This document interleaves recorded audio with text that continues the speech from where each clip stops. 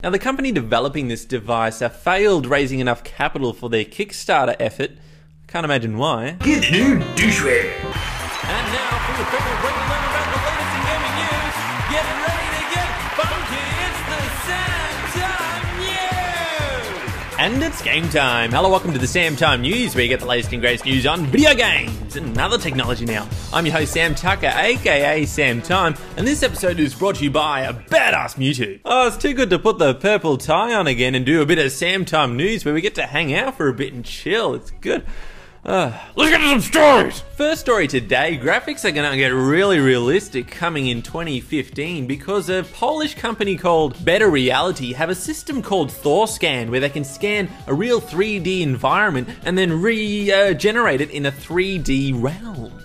Now, they have worked with Hollywood with this technology, but the exciting thing is that they're now working with another Polish company called The Farm 51, and they're working on a game due for release in 2015 called Get Even. It's a shooter game, but unfortunately they don't have any sort of gameplay of this super realistic effects yet. Just a few screenshots, including this confusing one, which seems to have a gun holding a gun that can predict the future. But these super realistic graphics just blow my mind. It makes you question what's real anymore. I mean, there's rumors that I'm not the real Sam Time since I cut my hair. And now please, for that story to be true, the real Sam Time would have to be some sort of time-traveling ninja with hair, and it's just that'll be $5. But now if you want to take the extra leap into virtual reality, you can get yourself one of these Pro VR suits that look like something from Elysium. You strap yourself into this device. Could be called a strap-on, which gives you like 1-to-1 ratio of what's happening in the game. You have control of your character totally. I mean, granted, it does look like some pretty damn cool technology, but I can't shake the feeling that you look like a bit of a douche with it on. The company failed their Kickstarter attempt to crowdsource the project, but now that it seems to work with DayZ, a super popular zombie alpha game, which is available in the Steam store, it may pick up a bit of traction, and it will make some of those controls a bit easier. Yo, throw your hands up! Throw your hands up! I don't know how to do that, I'm new to DayZ. Oh yeah, there was a pretty funny video posted to Reddit about someone being held up in the DayZ game where the captor person took it a bit easy on him. Press F2. Don't kill the guy. I'm not gonna. Had a bit of Stockholm Syndrome kicked in. You can have your backpack. Be careful. See you, buddy. Can I come with you? No, I just robbed you. I'd feel bad about that. No, but I'm new. Such a funny scenario, and to DayZ players, Why so serious? I mean, it's just a game, it's not like a real life simulator. Put your hands up! I don't know how. Turns out, after some talks with Phil Schiller from Microsoft Studios, that the Xbox One may have not come out with a disk drive at all. Hello Microsoft team, I'm Phil Spencer.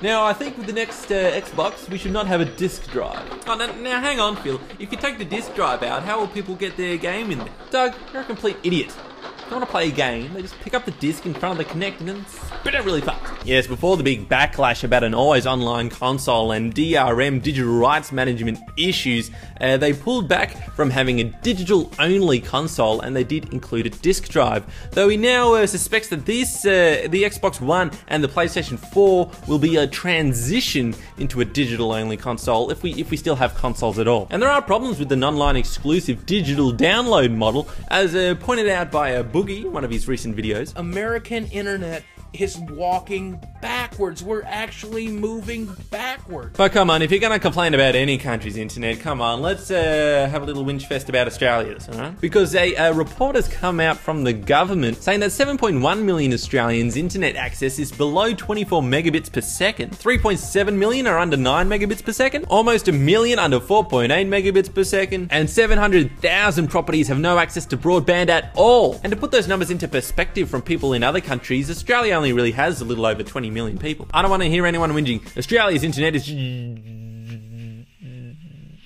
just terrible. Speaking about things that aren't that great, let's just have a little update about the whole YouTube Content ID copyright issue that's going on. Of course, the conspiracy is that celebrities actually call YouTube personally to lodge their issues. You can see the video documentary of that by me called How Content ID Really Works. But otherwise, Dan Bull has put together a quite clever rap about the issue, and he puts up some good points, so definitely worth a watch.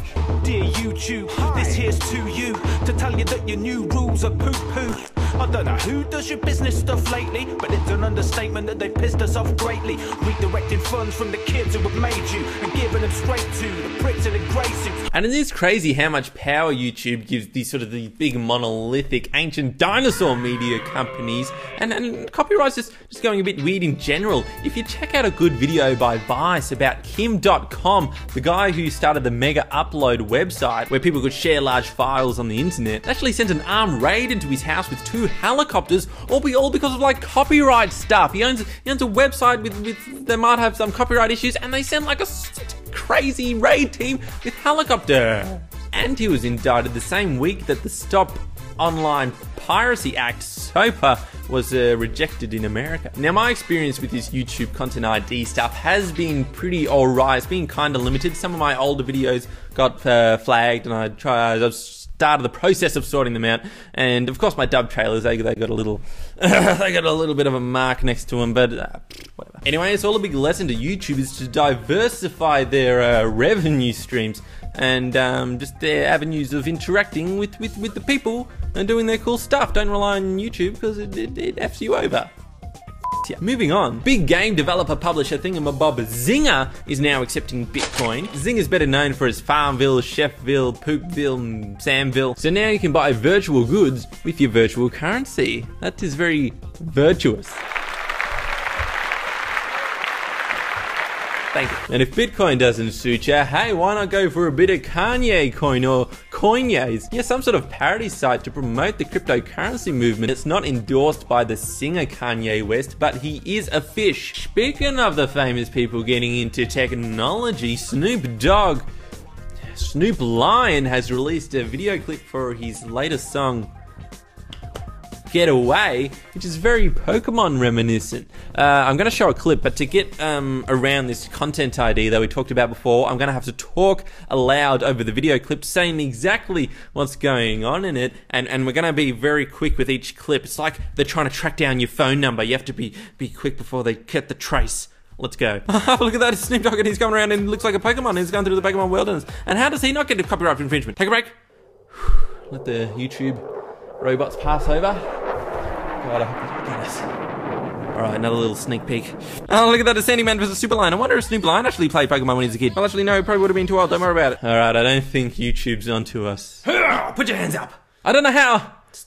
Just hit F2. Now look out, because the first wireless iOS controller has been released by Street Series called the Stratus. The tiny device only weighs about 1/5 of a pound, which is somewhere between a furlong and a bushel of wheat. But because it's a wireless device and not actually attached to the iPhone or iPad, I wonder how it'll play.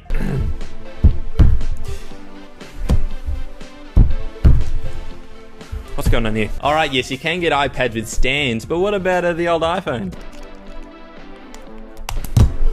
Going on here? I don't know, I've never been a big fan of these controllers for the iOS devices because it relies so much on people creating games for it, and people aren't going to limit their game potential by only selling it to people who buy these wireless controllers or these even other types of controllers for the device. They'll be sending it to the main people who are just touching the dang thing, especially since the controllers cost $100. I mean, that's more than the PlayStation 4 controller, and that's not a cheap piece of crap. Anyway, I guess if you just add it into the game as kind of a side thing, it's alright, but I still hate it so much. And that's the Sam Time News. Thank you so much for tuning in. Let me know what you're thinking of those news flashes. I like getting some sort of different stories out there. A lot of fun. And as we reach ever closer to the 10,000 subscriber mark, we'll be doing a live Sam Time News then. Oh, it'll be cool. We'll have guests. We'll have stories. Oh, it's going to be amazing epic. Stay tuned for Funky Time. Sam Time. Subscribe today.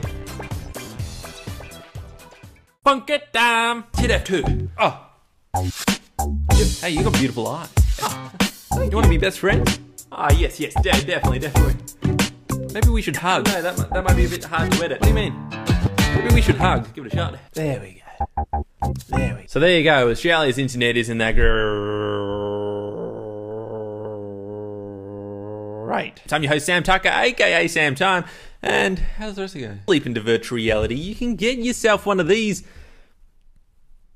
Pro VR suits. It's good. Independent YouTubers made YouTube.